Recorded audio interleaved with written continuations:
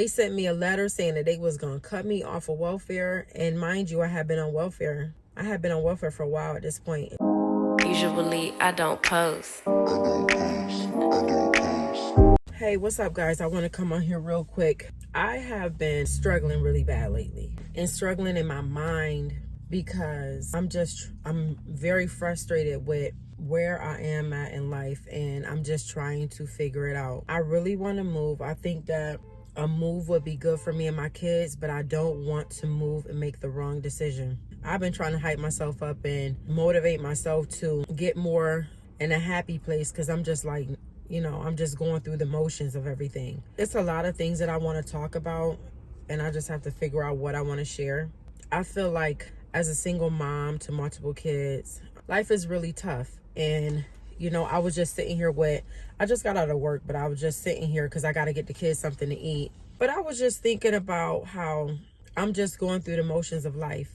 I really feel like I need to get back in therapy because I think that is very warranted at this point. For quite some time, I've been like really snappy, and I'm not going to say there's no reason to be snapping on the kids, but I'm just not being myself. And so I think I need to go talk to somebody. I'm supposed to be on my medication.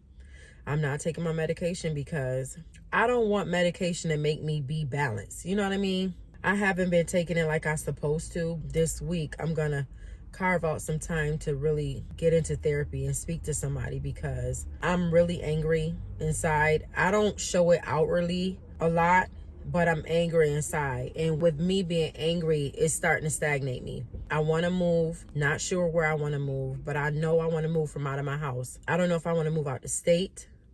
So I'm really gonna get in my prayer closet and see if I can get a word from God, because I'm just not gonna move like that. My kids depend on me, and I don't want to make the wrong move too soon. So I really been trying to save up money. We need more space, and I moved in my house some years ago, and we have really outgrown the space. So much has happened where I live at. My mom was like, well, Michelle, call the pastor and see if they can have somebody come and pray over the space. I just feel like I'm tired and I'm drained, like something's draining my energy. And I know it's probably the weight too, because I know when I was working out last year, I had more energy. And so because I've been working a lot, I haven't really carved out time just for myself to get myself together, to work out, to exercise, to eat right, work on me, because I'm really in this space where I want my husband to find me. God is not going to send my husband to me in the state that I am in right now. So I'm really I got my notepad here, and I was trying to take notes, not just for that, but just to try to reframe my life, because I'm just really winging it. And so I'm really off balance. And so in order for me to be a better mom, a better daughter, I need to do some real self-reflection. I got to get it together because I've been in this space for a while now, and I'm just not liking it. I'm not liking just always being uptight and always worried and always mad and sad. Like, I got so many emotions going on, it's not even funny. And I just want to be the best mom I could be to my kids. I don't always want, for instance, I could be sitting at my desk and I could just be like probably working on some bills or whatever. My kids will come, and it don't be one. It be, let's turn that off. It don't be one, it be two or three, and they are, I love my kids. Like they really, they're kids. They get on my damn nerves, but my kids is so cool, and they all get along. It's just the last one that like butt heads with everybody. But for the most part, all my kids get along, and I just love that. And I prayed for that. I haven't been getting no sleep. Sorry. And they'll just like want me to do this, and they'll want that. They'll want to go here and want to go there. And I just don't be feeling like doing nothing. And I know that is depression as to why I might be feeling that way. Not wanting to do stuff, just like feeling blah. I just be tired all the time. And I think it could be my vitamins I should be taking. I should be taking more water. I know it's probably exercise. And I just want to be the best mom that I could be for my kids. And I could tell, I love on them, and I tell them I love them, and I give them hugs and kisses and stuff. But just like really carving out that time We just went to the movies the other night, and that was cool. You know, that's something I want to start doing, spending more time with the kids. Like I said, if you've been following me for a while, my daughter, she's a lot. And so because she has behaviors, we haven't really been able to do things as a family, which divided my family tremendously. And so I just want to start doing some things to get my family back together, you know, start creating some intimate time between us where we could just be a family and we could just laugh and have fun, even if we do like game night or something like that. And that's another reason why I want to move, because I want them to know that it's more to life than where we live at. You know, I want them to experience more things, see different things, let's go on vacations. And I felt like I should have had a different plan. I didn't plan this out, you know. When I was younger, I never really had a dad in my life to tell me, Michelle, this is how a man's supposed to treat you. You know, I was young. Me and my kid's father, we was young when we started having kids. And one thing that he said to me when we was much younger, when I first got pregnant with my first son, he was like, I got you. Please tell me, what did you mean by that? Because you left me with these kids, so you didn't have me. You can't depend on man. You have to depend on God. I was younger and I was on welfare at the time. I wasn't really making no money. And my mindset was different. Like, I just was having kids. I just, you know. Yes, I did keep having kids, but he never once said, I'm not going to sleep with you My unless dad you get on wasn't birth in my control. life. For the most part, my mom, you know, she never told me. I always thought it was this other guy that was my father. And then when I was like a teenager, that's when my mom told me who my real dad was. But he was always known as my brother's father. But because me and my brother just passed a little while ago, but we were like a few months apart, and she was mad at my dad because he had got another woman pregnant. So I guess that was like the secret for all these years. So I didn't find out until, you know, I was a teenager. But my dad stayed in jail. My dad stayed in jail for a long time. So, you know, I would see him sporadically throughout the years or whatever. But I never really had, like, even having uncles and stuff like that. Like, my uncles, they didn't really sit and talk, and you know what I'm saying? I don't know. Even in their relationships, you never really seen that, that Bill Cosby, the Huxtables type of family dynamic. And so, like, now I'm trying to play catch up, you know. I really didn't know no better back then. I was young. I met my kid's father in middle school. I didn't have my mom to talk to me the way I talk to my kids. You know, we didn't have those talks. When my mom found out I had a boyfriend, my mom went and got me and put me on birth control. We didn't really have a conversation of the birds and the bees. I think it was more of, you know, don't get pregnant. I stayed with my kid's father for years, you know. I stayed with him. I had my boys. You know, God had me have his kings, you know, and then I started having my daughters. And then, you know, because I guess he felt like maybe, you know, God orders our steps and he knows the beginning from the end. And I guess he felt like he knew that the fathers probably wasn't going to be around. All my boys are older than my girls. So I'm just praying that, you know, they all have really good relationships. And I just pray that they cover them, you know. If something was to happen to me or their father, I hope that they keep their sisters covered. But, you know, I was on welfare.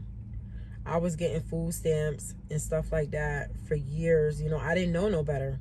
We didn't have YouTube. And did we have YouTube? No, we didn't have YouTube. We had like a jukebox. You know, we didn't have all the resources and everything that you have today. I had dealt with postpartum depression with my oldest son, and I think it never went away because I was on medication back then. That was over 20 years ago. I don't know. I feel like for so long I've been winging it. Like, I never really had the talks with my mom. I never really had the talks with my dad. Sometime after I had my son, I went to CNA. I went to school, got my CNA. My uncle paid for me to go to school. I got my certificate. And when I got my certificate, I started working. My first job, I won't forget what they was I think my first job, they tried to pay me $9.50. I think they said you could get $9.50 or you could get $8.50. It started at $8.50. And then you could get an extra dollar if I can't remember, because that was so many years ago. So of course that was like my first job, so I chose to do $9.50. And as soon as I got that job, and I don't even think it took too much time. I think at that time my kid's father was on child support and I was on welfare, and I had just got my job. They sent me a letter saying that they was gonna cut me off of welfare. And mind you, I had been on welfare for a while at this point. And so when I say, I don't know what it was, but I cried like a baby. I remember calling my cousin, and I was talking to her on the phone. I was like, listen, no, that's what it was. He wasn't on child support. I think they was looking for my kid's father and they could not find him. And I had got my job, and they told me that they was cutting me off. I was making $9.50 an hour. My job told me they was going to cut me off. And so I couldn't find, I know my kid's father was working, but I didn't know where he was working. And so they couldn't find him at one job, so they ended up finding him at the other one. And so that's what it was. They ended up giving me the child support. And that's when they cut me off. Boy, I cried like a baby because I was trying to figure out, like, how am I going to feed my kids? So I was torn up. But after the initial shock, I had the 3 boys at the time. And of course, me and my kid's father, we was on, we was off, we was on, we was off. It was just crazy. And I'm paying for it now. You know, I'm paying for it now because I'm a single mom. And you know, God, he gives us these trials. He gives us the red flags, all of the things he gave to me, and I never took heed, you know, because I felt like I loved my baby daddy. I loved that nigga, okay? Loved him down. I think now it's more of the disappointment because he finna go to prison for 3 years and he haven't even spent no time with the kids. And all the time I wasted letting him come back and forth. I feel like I could have been so much further, you know, whether I would have stayed where we live at or I would have moved to another state. I feel like I could be so much better. So now I'm trying to play catch up, and it's frustrating. It's really frustrating because I'm in a pit, and I think it's because of him. Because I feel like I can't move forward or I can't move backward or whatever the situation is. Like, it feels like I'm just stuck where I'm at. I want to move on. I want to be happy, you know, because like even last year, like I had lost a lot of weight. And as soon as we start back talking and hanging out and all the things, I gained all that weight back. And so now I got to get back doing what I was doing before. But I think the first step is me trying to figure out how to make an extra income and move from where I live at, because it's so much bad stuff that has happened where I live at. I don't want my kids to think that this is all there is, because it's not. God say, let you live a life and live this life more abundantly. And I just wanted to come on here real quick. It wasn't real quick, but I just want to do a little minor vent session. Life got me in a chokehold and I don't know how the hell to get out. Like, I'm frustrated as hell where I'm at in life. And I just got to keep telling myself that it's not going to be like this. And if you're a single mom and you going through something similar, you know, you feel like you stuck and you feel like you're in a, you know, you in a rut in life and you don't know which way to turn. I ain't the only one in this. We all in this, you know what I mean? Now, we not all in this, but every day that God lets you wake up and see another day, you push forward and do the best you can at raising your kids and loving on your kids, because he said he will never leave you nor forsake you. It's one thing I gotta tell myself, that God has never left me in this situation. I got some more things to talk about. That's gonna be in another video, but I'm gonna elaborate on that a little bit. But I want to say thank you for watching. I love you. Please pray for me and my family, and I'll see you in the next one. Deuces. I'm a good catch, but I never let him catch me. No, I never let him play me. Wild thing try to tame me.